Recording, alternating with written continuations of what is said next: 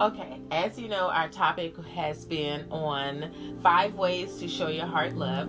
And last week we touched on knowing your numbers. Of course, we talked about the cholesterol, the blood pressure, the blood sugar. Today we're talking about staying active. Why you should stay active, how you can stay active, and what to expect from your heart if you stay active. So why should you stay active? Well, because it helps to keep your numbers under control. The same numbers that we discussed last week. We're going to focus on our cholesterol, which is known medically as hyperlipidemia. We've got the blood sugar, which is also known as diabetes. We've got blood pressure, also known as hypertension, and it can be hyper for high or hypo for low. With that being said, if you know your numbers, and you can help to keep them under control.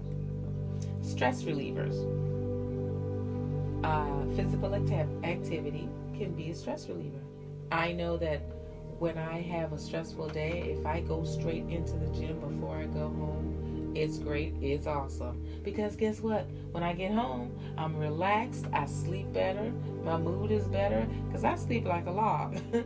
And then I feel better. So now that gives me more energy the next day. I have more life in me. I'm busting into the office at work going da-da-da-da-da. And they're looking at me like, Joyce, if you don't please go sit down. And I go, no, I won't. Because I relieved stress yesterday by staying active. And also, this is the last reason why we should stay active. We want to reduce our body fat. We want to increase muscle mass. And of course, I just talked with a person today about losing the muscle mass. And she said, but I just feel like I'm losing weight so quickly. I said, you should probably really rethink that, because you feel weaker and more tired. It's not because you've lost weight. The weight that you've lost is muscle mass. And muscle, of course, has weight to it. And so when they're losing their muscle mass and losing it at as extremely rapid rate, is called sarcopenia, sarcopenia. And pay attention to this when you go and visit your primary care doctors.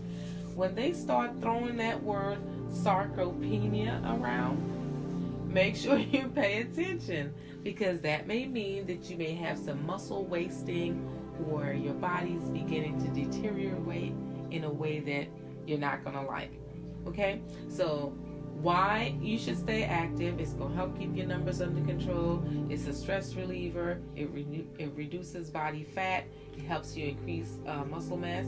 And think about it like this.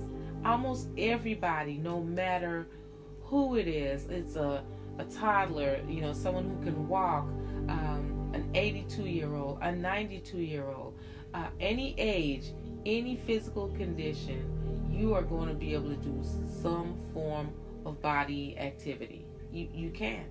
And so it is not for you to think that you can do the same exercise as everyone else.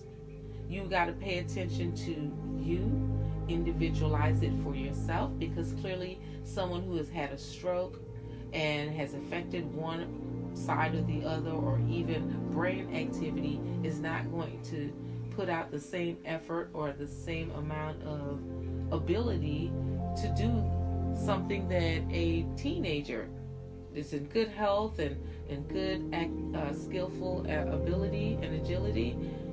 You could not expect them to operate on the same. I would not expect my 62-year-old aunt to go and do CrossFit after she came out of rehab. She just wouldn't be prepared for that. I think that would just be a little bit too strenuous. And so maybe we'll start her in some water aerobics and something that could fit her and her ability.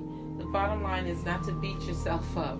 We really just want you to do it in a way that is sensible, so that your body can function. Now, we're going to go into how you can stay active. First thing, make it fun. being active or saying that you've got an exercise or something to do, it shouldn't be boring. Oh my God, I make so much noise. I'm screaming, hopping, jumping, making animal noises because it's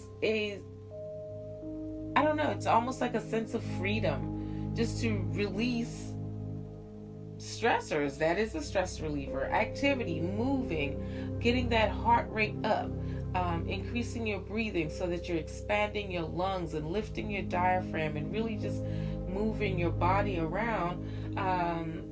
It should not be a chore. I had a young lady tell me to just lift her hands over her head 10 times. She's asked me, do I have to do all of that? And I thought to myself, you surely don't. You really don't, because it's really a decision of yours. It's a choice. You don't have to join a gym. You can join a walking club, tennis club. We've got racquetball clubs, basketball, swimming, hiking, people doing calisthenics, gym routines. People do canoeing, horseback riding, whatever it is that is appealing to you that causes you to move. If you want to get on a skateboard and flip around like Johnny Knox, you could do that too.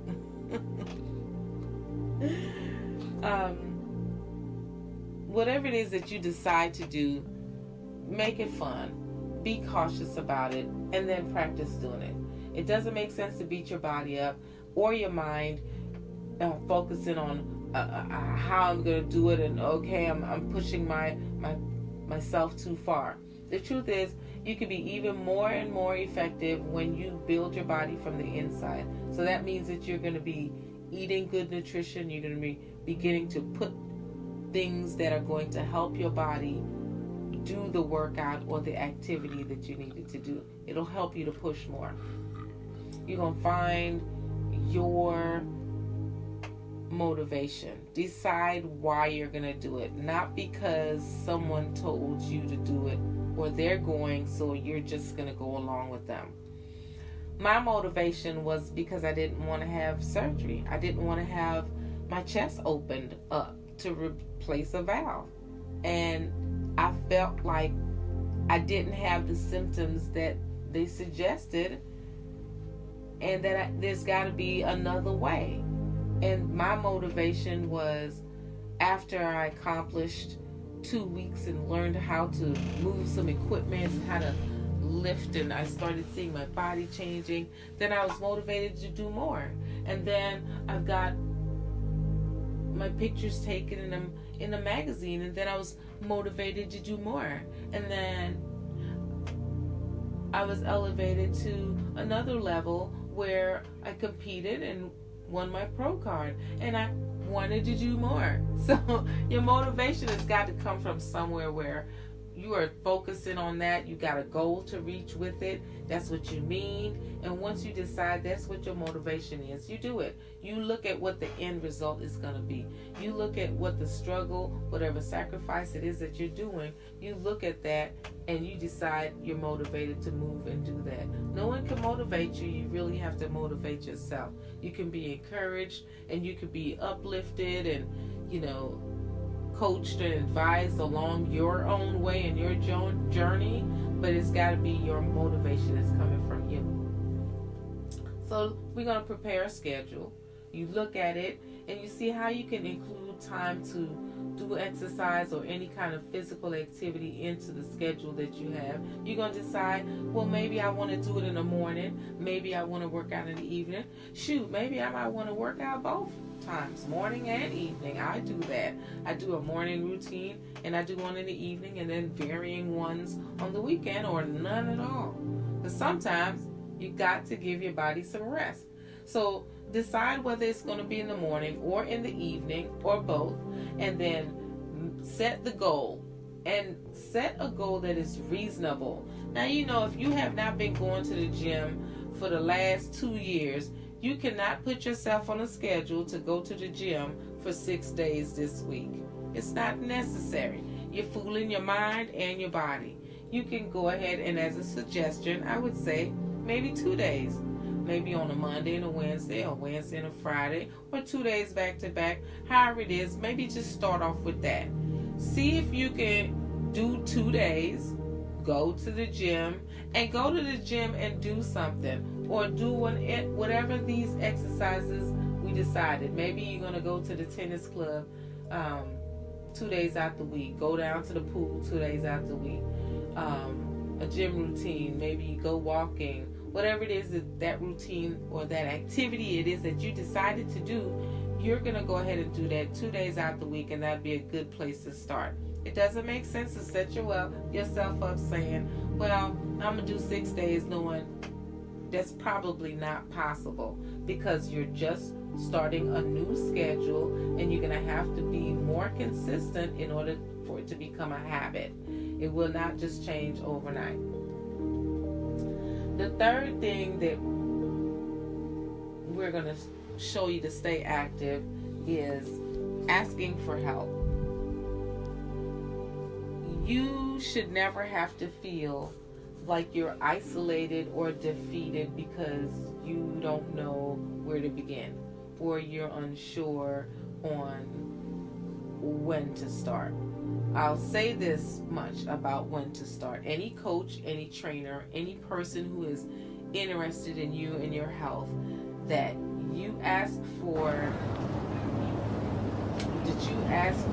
advice is going to tell you to start right now.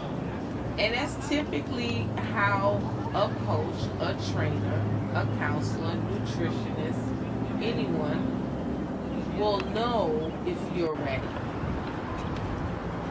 And even if you say, yes, I'm ready to start now, they're still going to be able to determine whether that is true or not, whether you're just giving lip service or not. So again, that's going to come with your motivation. You're going to decide that this is what you want to do, so you'll be motivated enough to say, I want to start now, give me the information, tell me where to begin, and that is your motivation. Do you understand and know that the person that is helping you gets even more excited for you when you become excited about it? Because they know what to do. You let me know that you're excited, I'm bending over back because I know that you can do it. But if you don't have the motivation for yourself to be active, to stay active,